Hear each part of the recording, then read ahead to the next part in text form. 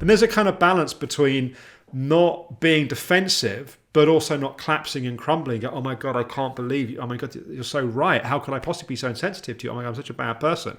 Like, it's finding that place where we're open-hearted, that we're really listening, but we're also owning our own capacity and our own positive and good intention, and finding the compromise, or finding the place that's most healthy or most appropriate in that interaction.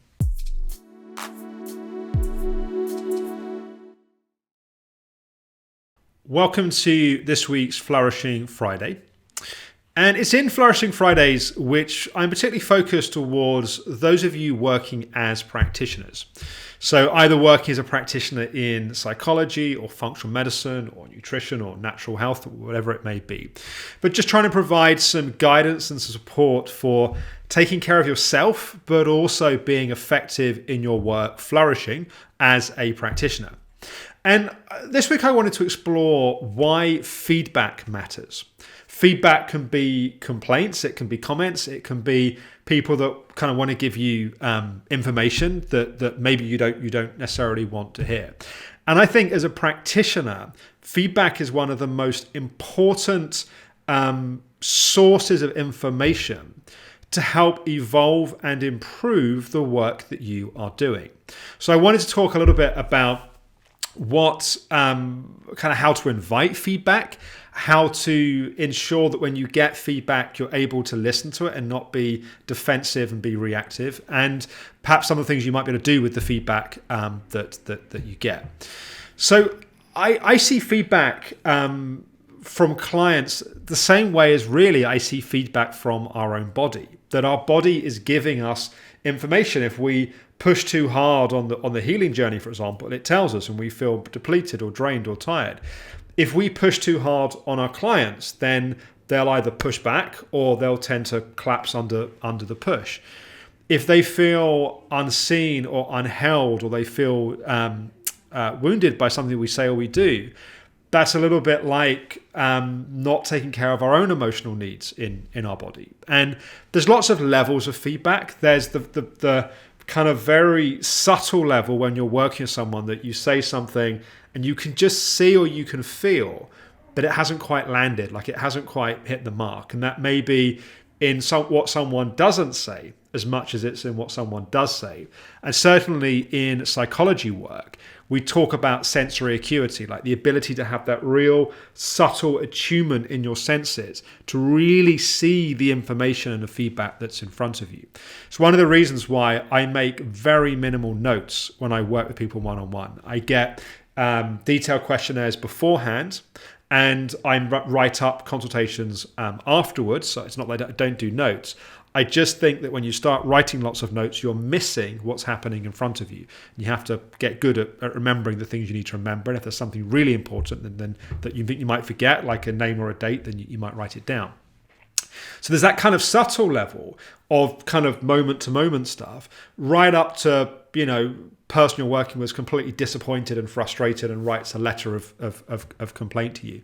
But it's all feedback and it's all information. And I often think it takes, for most people, not all people, some people are professional complainers, but for most people, it takes quite a lot of courage to say, look, I'm kind of not happy about this thing that happened. And I certainly remember when I was doing a lot of attending or going on as a participant on retreats, I had an experience once with a teacher that wasn't terrible, but it just wasn't great. And it took quite a bit of courage to just kind of go up to someone and say, I had this interaction and it didn't feel good, and I didn't think it was very skillful, and I didn't think it was appropriate on their behalf. And so I always think when someone reaches out, that often that's not an easy thing for them to do. And so honoring that and listening to that and caring with that's important. But it's also a really important source of information, which is kind of part of the crux of this video. That the Optimum Health Clinic has improved as much through the things we've got wrong as the things that we've got right. When we've had people that we've gone, poured our heart into helping them, and we've not perhaps been as effective as we might have been, and their feedback and our understanding that and learning from that has often been the thing that's helped things improve and things evolve in the future. We've just this week launched my new online coaching program, the Reset program. And we ended up with a slightly larger group than we originally anticipated. And initially there was a little bit of frustration in the Facebook group. And I felt it was understandable and reasonable. And responding very quickly and with clear plans and ways of navigating things, I think was a lot of the reason why people seem super happy now overall as part of that program. Things like, okay, I think you guys are right. This group's got too big. Let's split to 3 smaller groups. People saying, I feel like there's so much to cover and I'm worried that I'm going to get lost post-program. Okay, let's do 3 more sessions after the program is supposed to be finishing.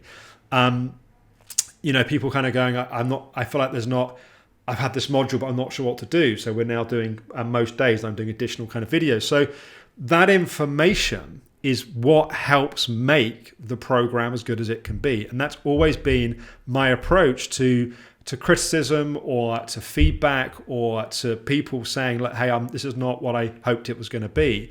That's how things get to be better. But what helps us as practitioners receive that feedback? Well, I think the first thing is we have to not be defensive. That often when we feel criticized, our first thing we do is we want to defend. So that often looks like attacking back. Rarely is that helpful. Same is true in intimate relationships. Someone gives us some feedback and the first thing we do is tell them why they're wrong, as opposed to actually listening to the information that's there.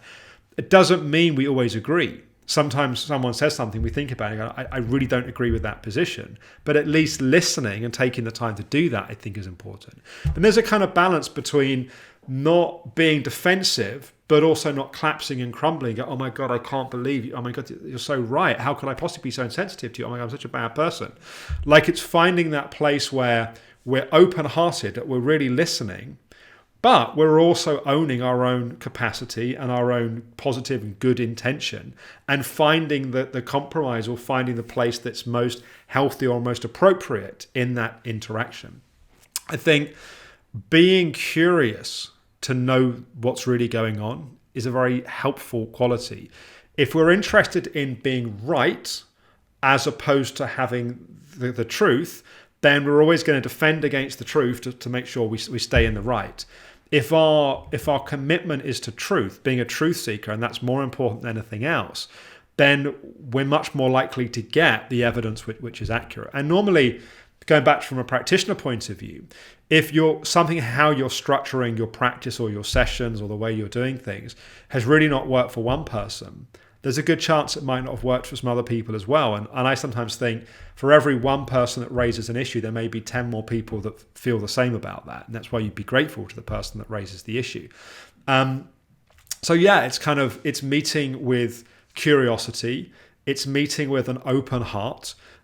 We've always had a policy at Optimum Health Clinic that if we get a written complaint, someone writes in a letter or an email, the director of the department, so director of psychology or nutrition, or if they're on holiday, me, or if it escalates beyond that, me, picks up the phone and actually has a real conversation rather than being defensive and unless it's a very, very, very rarely happens. But if it's a complaint where someone just wants to vent and there's no openness to discussion, then it's a bit different. But if there's a willingness to engage, that personal contact, I think, is really important. And it's treating people with the same care and respect that we also would want to be treated in the world.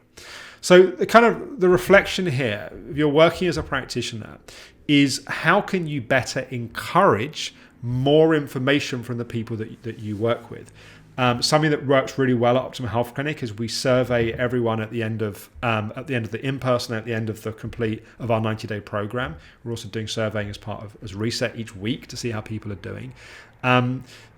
Whatever it is that you use, but you want to not just wait for someone to get to the point of total frustration. You want to invite that feedback and that information along the way. And then when you do get that, by responding it in an open-hearted and sincere, curious way, it also teaches the community that is welcome.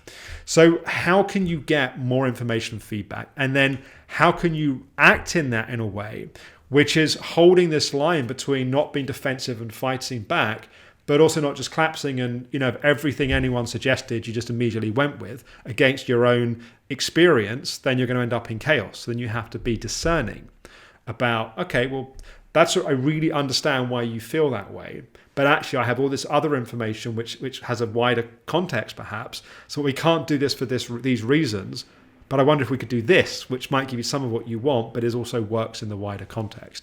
So that kind of flexibility and openness, whilst also respecting that sometimes we can't do everything that people want, I think is really helpful and really important.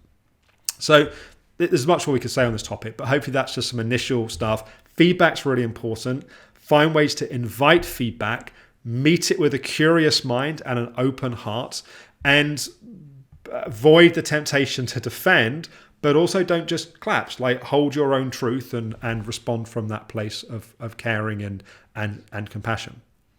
So tomorrow, it is Spotlight Saturday, and I'm going to do another book review for tomorrow's session. I'm going to talk about a book called Core Transformation by Connie Ray and Tamara Andreas. This is a book that comes from NLP, Neuro-Linguistic Programming, but it's a really interesting way of working with emotions, working with physical symptoms, working with those parts of us that can feel in conflict with the rest of us. So I look forward to talking with you then.